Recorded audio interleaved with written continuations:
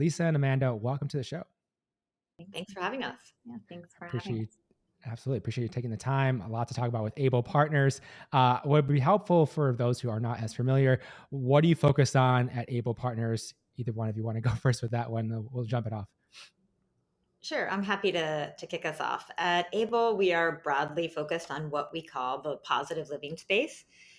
Companies that are helping consumers live healthier, happier, more meaningful lives.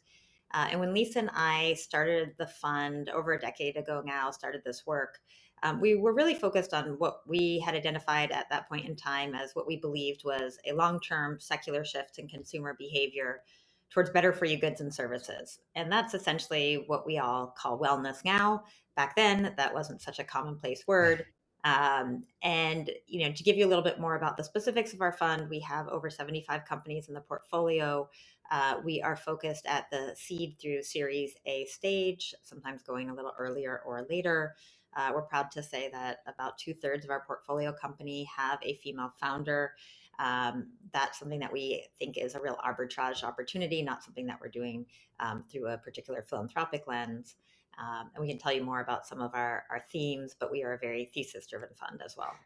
I want to double click on one of those parts. So having 2/3 of your portfolio be a woman founder, people say there's a pipeline problem. People say all these things about finding women founders. We're led by 2 women at Vitalize Venture Capital, which is great, Gail and Caroline.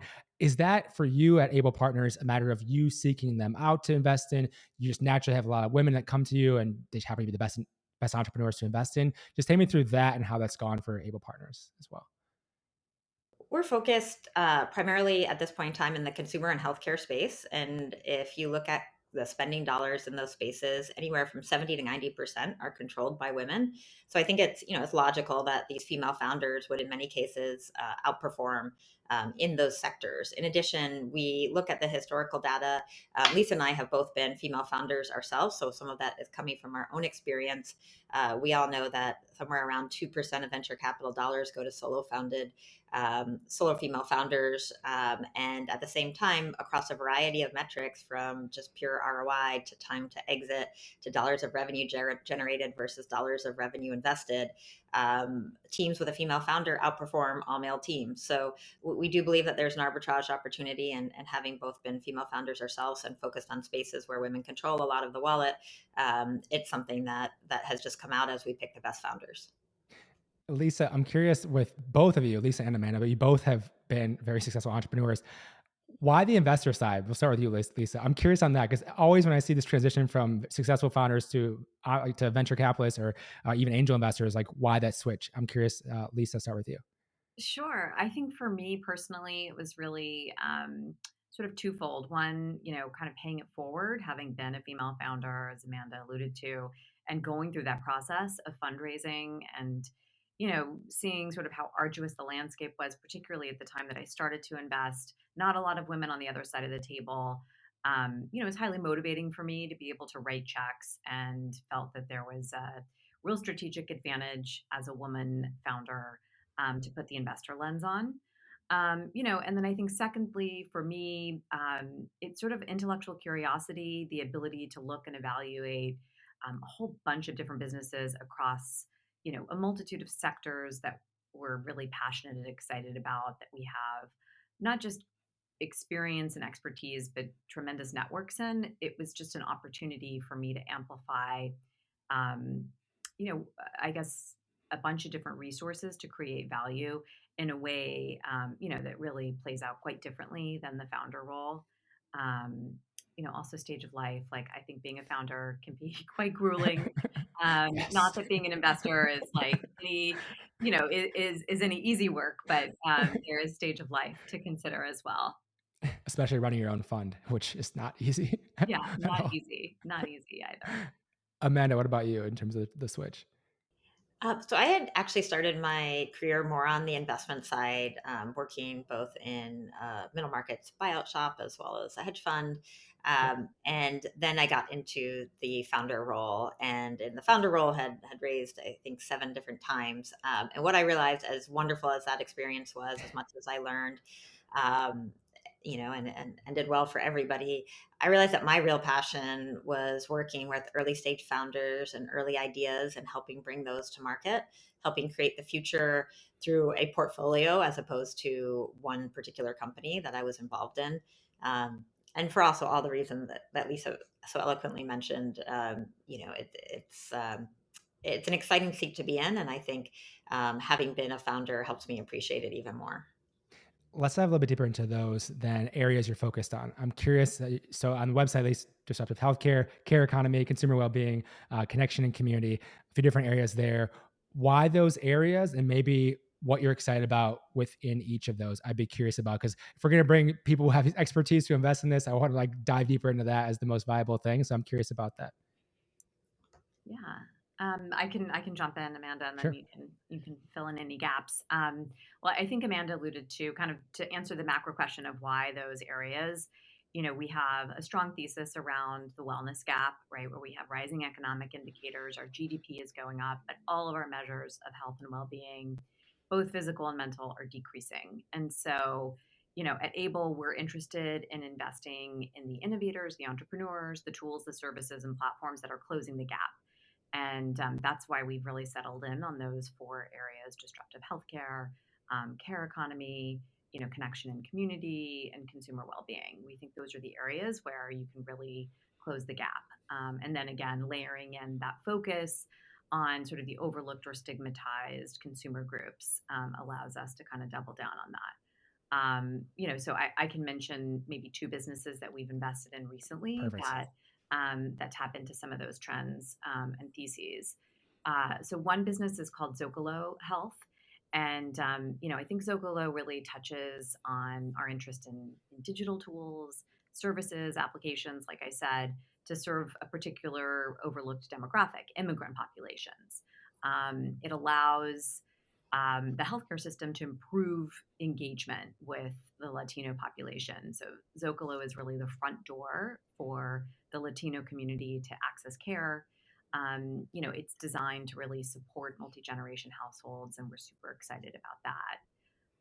Another example is a business we recently invested in. It's called Cartwheel Care, and that really helps open the door to all of our work across mental health.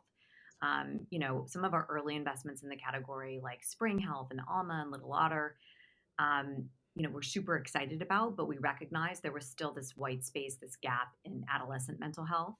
And we saw the school systems and school districts as, being able to play a critical role in helping meet the needs of families. It was a wonderful distribution and access point that we hadn't seen anyone in the mental health space really tap into.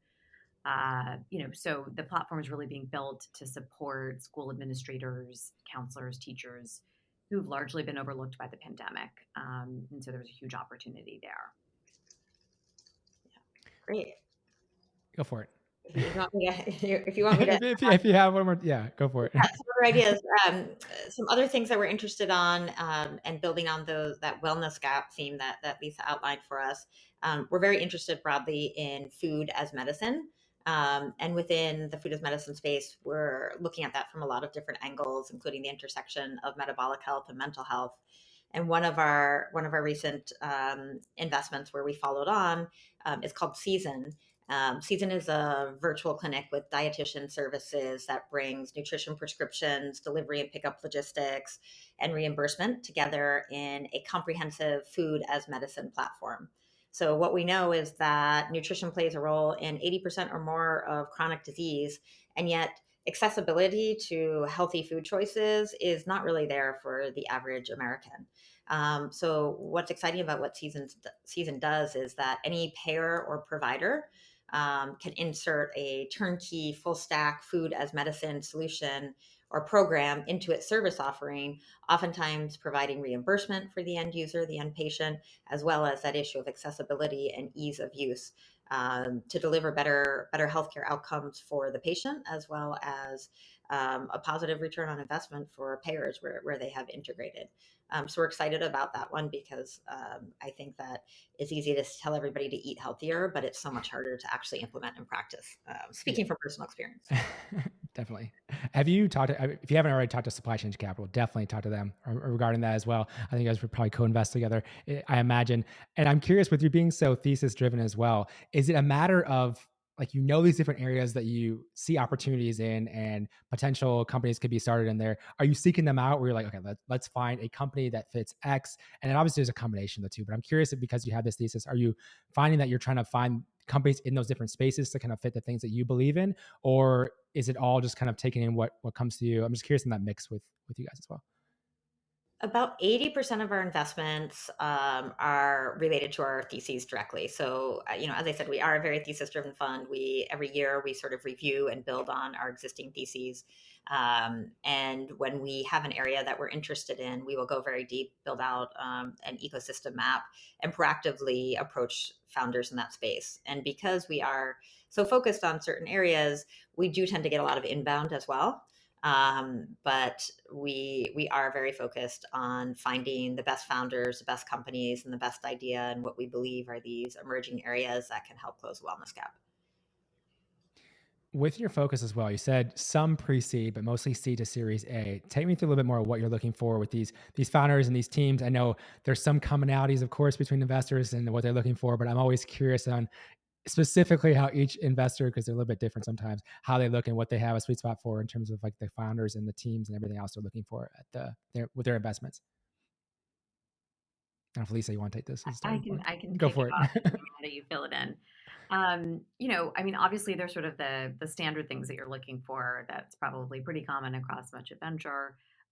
Business opportunity, market size, the uniqueness of the model, competitive landscape, the skill set that the entrepreneur brings, previous experience, the team, the ability to attract talent. Um, you know, all of those kind of foundational, fundamental things. You want to check a lot of those boxes. But we spend a lot of time internally at Able talking about all the kind of softer skills and markers. And, one day when we had a bunch of time, it'd be interesting to do a deeper study and a deeper dive into the portfolio and the landscape. But I think there's a lot of psychology and sort of emotional intelligence that goes into being a successful founder, and that profile also changes over time and stage of the business. So we want to see real passion and commitment. We want to see someone who's charismatic and can attract talent and recruit. We want someone who also, can take feedback and, knows when to and how best to ask for help. And how to pivot, based on board guidance. Um, I often joke sometimes, like the most successful founders, like you may not want to be friends with. So there's a little bit of reconciling, like an intensity and an energy, a drive, a willingness to kind of like run through walls and get whatever needs to be done. But then I think the more we do this work, kind of reconciling that with someone who is has a deep moral compass, knows that they're doing the right thing, and they're building a team with those ethos, I think is really important, and that can sometimes be in conflict. The dynamic, charismatic founder that our culture and our media has, really hyped up over the last year. Sometimes that personality isn't the best at, building thoughtful teams and building processes, um, and sort of checks and systems in place, to ensure that the business is staying on the rails and going in the right direction. And that's where I think investors come in, and boards, and can help to be an adult in the room at times when needed. But I don't know. That's a little bit about what we talk about. I'm sure Amanda can fill in some gaps that I left. One thing quick on that, I'm curious to double click on. You mentioned the soft skills side of things, which I think it was Anna Barber at M13 who I interviewed, and her talking about that side of things being so important as well. With you doing this for a number of years already, and having that experience, even on both sides of the table, is there anything that's helped you become better at evaluating those soft skills? Cutting through the bullshit, maybe, where it's like they're putting on a face where it's not real in terms of how they actually act to people. Anything that's helped you two in terms of evaluating that? Because that's always that, like, put on a good face for the investors, but like, how are they actually acting? And it's not like you have the whole like restaurant trick where they bring the wrong dish in person if you don't see them in person. Like a lot of these are a lot of these are like Zoom calls. I'm curious on what's helped you too with that. Um, I don't know. I mean, we haven't built in any specific tricks like that. It's a great idea. Obviously there's like a level of diligence that we always try to do within networks. Yep. I think there's inherent bias built into that, so you want to try to build around that, and you always want to have room for founders that are beyond the walls of your networks. I do think, over time, it, you can very quickly develop these instincts around founders. And I'm not sure this will be popular, but I do think when there's like a sense of a subtle red flag, it usually is something that you need to respect. Yeah. A couple of times I would say we've had red flags and then we push through and it ends up being an issue. Yeah. So the red flags usually make themselves apparent. There's no way to kind of tease them out. But then I think it's a matter of respecting the red flag, not succumbing to sort of the, groupthink and competitive nature of our business where, well, if someone else is doing this, but we saw this red flag, they didn't see the red flag, like, are we missing out? Just standing, true to your instincts around a founder, I think is really important and sometimes hard to do in our business.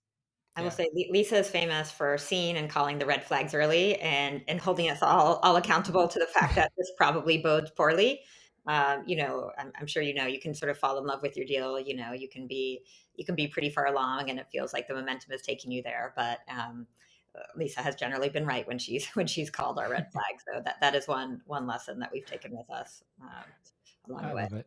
I love it. I noticed, I think it was another interview or something is mentioned like brand and looking for these strong brands within consumer, especially. Where does that fit in terms of you evaluating these companies? Because especially if you're like looking at Series A, it may be different than an early stage where they don't have much to build off of yet. But at Series A, definitely have more seed. They might even have more in terms of that build. But where does that fit in terms of what you're looking at with companies? I mean, I think I'll jump in and then Amanda, Yeah. feel free to fill in. But I think with brand, when a little bit earlier in the fund life, we were very focused on consumer products, and brand was everything. Yeah. It's still essential in a lot of the more disruptive healthcare work that we're doing, and across consumer well-being. Really even across care economy, brand is still really fundamental.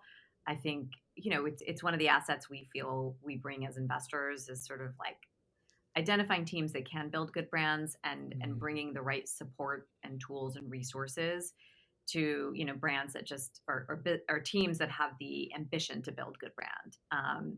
So I mean, being consumer investors, like a brand is essential, and particularly in the landscape of healthcare where it's really such a less than desirable consumer experience. Building a brand thoughtfully, is very essential and builds competitive moat. So it's something that we do tune into and pay a lot of attention to. Yeah, and I'll just add on that I think, as we are focused on businesses that are often now not only selling directly to consumer, but they may be selling to a providers, they may be selling, a B2B. There's brand there too. We made a recent investment, not announced yet, but they are selling to providers. And they have created a brand within that world where their brand stands for something at the provider level. And so I think it can be equally important outside of the classic consumer framework to consider the power of brand.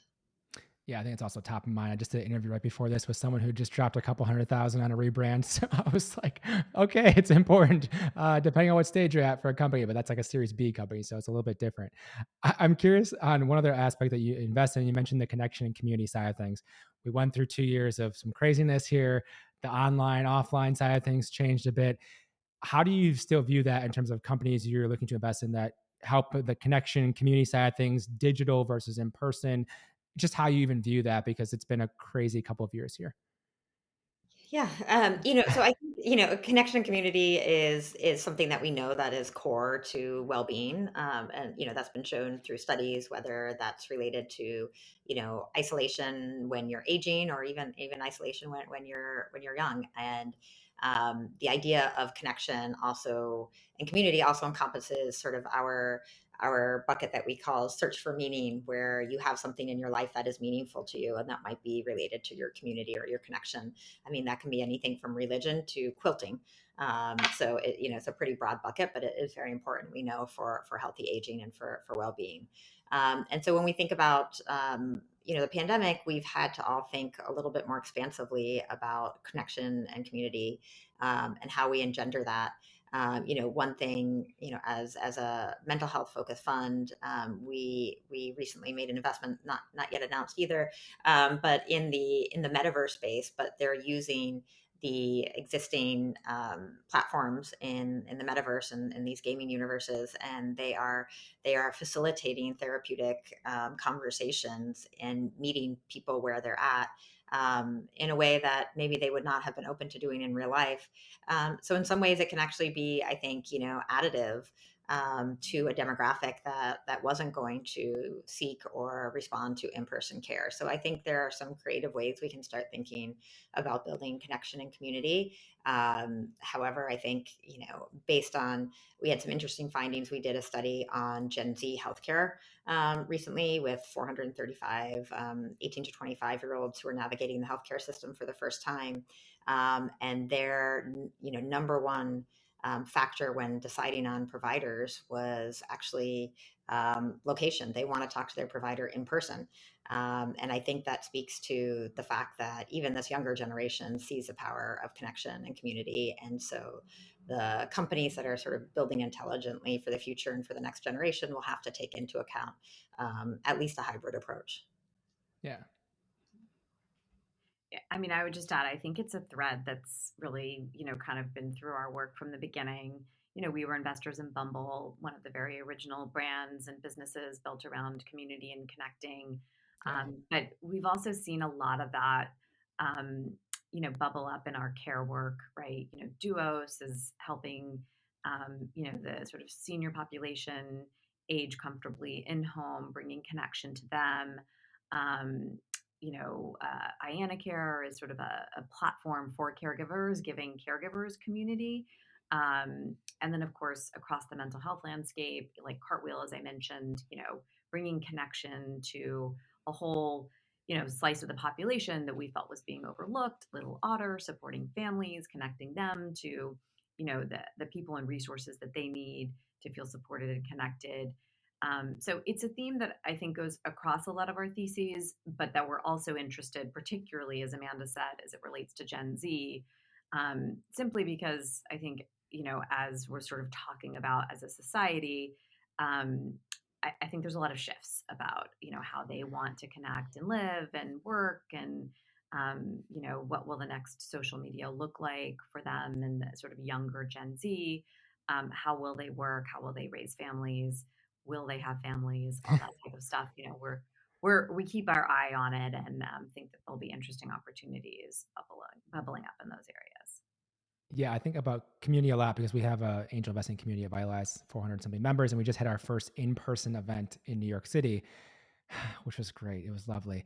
But it's like it's been so much time that this has been online only for us, and we're like finally like making a strategy push where we're like, all right, we want to get investors together to be in person, have a stronger connection, there's a stronger bond. Maybe they'll communicate more, talk about the deals more, like just get to meet more people. And so there's that side of things. And I also run a founder community where I'm always thinking about like how to connect them in person. So I've done events in New York, LA, and then I think one more. But it's like always that same type of thing. People are craving this connection in person, but then they also connect and communicate online. There's a combination of the two that I'm curious as to what other businesses are going to be built within that, or opportunities within that. And we're focused on future work at Vitalize, so we're always thinking about work within that as well. But it's very interesting to say the least, in terms of that, and I'm watching it closely. Yeah, it is. It's a real time of transition. This is like, I think, uncharted territory. And I don't think, I think diehards in either camp, all Yeah. virtual, all in person. And I think we know the reality, it'll shake out with some new mix, right? New hybrid world. Absolutely. And I know we don't have a ton of time left. So I'm curious we mentioned in the beginning, like you said, 2/3 of your investments have been with a woman founder. What do you think else we should be doing in terms of getting more either investors, underrepresented populations, more founders, et cetera? Because we also think a lot about that at Vitalize. As I mentioned, two partners who are women. So always we're thinking about how do we kind of diversify the asset class. I'm curious for you two, how you think about that. You're doing it inherently through what you do every day by investing. But I'm curious if there's anything else that you think needs to be done in terms of diversifying the ecosystem. Yeah, I mean, I think we can both speak to this.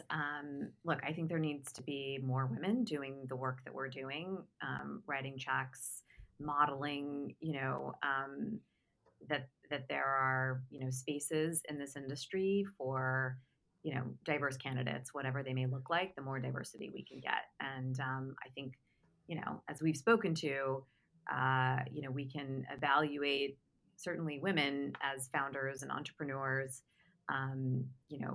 perhaps more effectively than others.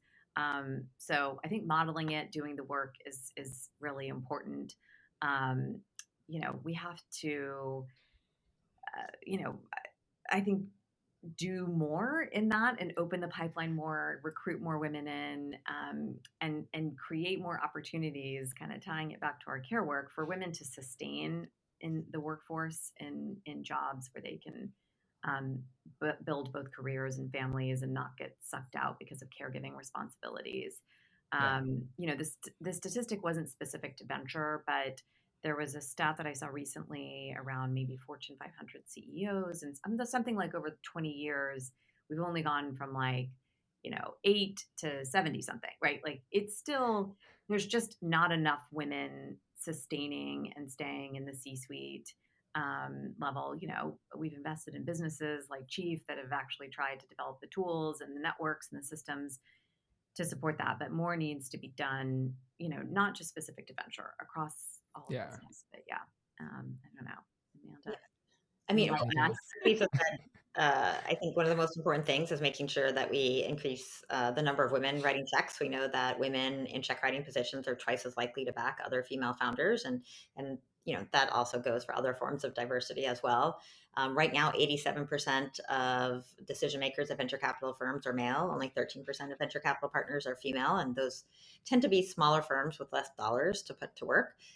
So we need to be talking to the LPs and making sure, a lot of women, they're more likely to be launching first time funds, maybe more likely to be coming from non-traditional backgrounds as well.